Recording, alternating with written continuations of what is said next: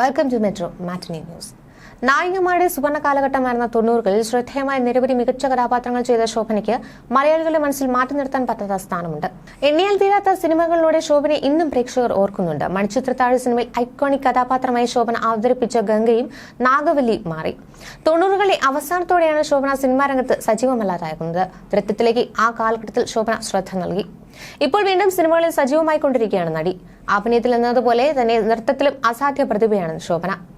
ഇപ്പോഴത്തെ രാജ്യം പത്മഭൂഷൺ നൽകി ആദരിക്കുകയാണ് ശോഭനയെ. അതിനിടെ ഇപ്പോഴത്തെ തന്റെ അച്ഛനെ കുറിച്ച് ശോഭന പറഞ്ഞ വാക്കുകളും ചർച്ചയാകുന്നു. ഒരു മാസികയ്ക്ക് നൽകിയ അഭിമുഖത്തിലാണ് ശോഭന അച്ഛനെ കുറിച്ച് സംസാരിക്കുന്നത്. താനൊരു അച്ഛൻ കൂടിയാണെന്നാണ് ശോഭന പറയുന്നത്. അച്ഛന്റെ പൊക്കമാണ് എനിക്ക് കിട്ടിയിരിക്കുന്നത്. സ്വഭാവം അച്ഛൻ്റെതാണ്. അച്ഛൻ ഉപദേശങ്ങളൊന്നും തരില്ല.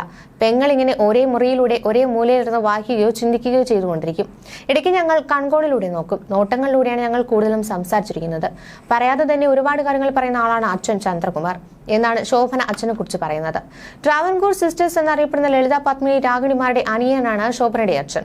കുറെ ലോകപരിചയം ഉണ്ടായിരുന്ന അച്ഛനാണെന്നും താരം ഓർക്കുന്നുണ്ട്. നിശബ്ദമായി എനിക്ക് ആത്മവിശ്വാസം തന്നിരുന്ന വ്യക്തിയാണ്. അച്ഛനെ എനിക്ക് അറിയാമായിരുന്നു. എനിക്ക് അറിയാമെന്ന് അച്ഛനും അറിയാമായിരുന്നുവെന്നും ശോഭന പറയുന്നുണ്ട്. നല്ല വായനക്കാരനും ചരിത്രകാരനുമായിരുന്നു അച്ഛനെന്നും താരം പറയുന്നു. അതുപോലെ ആർക്കിടെക്ചറിനെ കുറിച്ചും അറിവുണ്ട്. എഞ്ചിനീയർ ആയിരുന്നു. വലിയ കാര്യങ്ങളൊന്നും ചെയ്ത് ഊർജ്ജം കളയാൻ ഇഷ്ടമില്ല. ഒരു സർജറിക്ക് ശേഷം കൃത്യമായ പരിചരണം കിട്ടിയില്ല. അങ്ങനെയാണ് മരിക്കുന്നതെന്നും ശോഭന ഓർക്കുന്നുണ്ട്. അതേസമയം അച്ഛൻ തന്റെ നൃത്തമോ അഭിനയമോ കണ്ട് വളരെയൊന്നും അഭിനന്ദിച്ചിട്ടില്ലെന്നും ശോഭന പറയുന്നുണ്ട്. മരിക്കുന്നതിന് മുമ്പൊരിക്കൽ പത്മസുബ്രഹ്മണ്യത്തോടൊപ്പമുള്ള എന്റെ നൃത്തം കണ്ട് നന്നായി ചെയ്തു എന്ന് പറഞ്ഞു. സ്മോൾ അടിക്കുന്ന ആളാണ്. മദ്യത്തിന്റെ പുറത്താണോ യഥാർത്ഥത്തിലാണോ അത് പറഞ്ഞത് എനിക്ക് ഇപ്പോഴും സംശയമുണ്ടെന്നും താരം പറയുന്നു. ബാലതാരമായാണ് ശോഭനയുടെ അഭിനയ ജീവിതം ആരംഭിക്കുന്നത്. പിന്നീട് ഏപ്രിൽ 18 എന്ന ചിത്രത്തിലൂടെ നായികയെ അരങ്ങേറ്റം കുറിക്കുകയായിരുന്നു. തുടർന്ന് മലയാളത്തിലും തമിഴിലും തെലുങ്കിലും ഒക്കെ എന്നെന്നും ഓർത്തിരിക്കുന്ന ഒരുപാട് കഥാപാത്രങ്ങളെ ശോഭന സമ്മാനിച്ചു.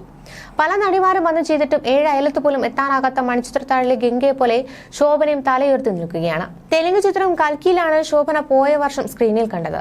മോഹൻലാലിന്റെ കരിയറിലെ ഏറ്റവും വലിയ ഹിറ്റുകളിലൊന്നായ ദൃശ്യത്തിൽ ശോഭനയ്ക്ക് പകരം മീനയാണ് നായികയായി എത്തിയത്. ഈ സമയത്താണ് ശോഭന വിനീത് ശ്രീനിവാസന്റെ തീര എന്ന സിനിമയിൽ അഭിനയിച്ചത്.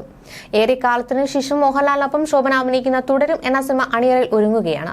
തരുൺ മൂർത്തിയാണ് സിനിമ സംവിധാനം ചെയ്യുന്നത്.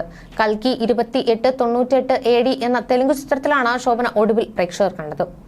ഇന്നത്തെ നായിക നടിമാർക്ക് ചിന്തിക്കാൻ പോലും കഴിയാത്ത കഥാപാത്രങ്ങളെ ചെറുപ്രായത്തിൽ തന്നെ ശോഭന ചെയ്തു വെച്ചു. അതുകൊണ്ട് തന്നെ ശോഭന എന്ന അഭിനേത്രി തെന്നിന്ത്യൻ പ്രേക്ഷകർക്ക് ഒരു വിസ്മയം തന്നെയാണ്.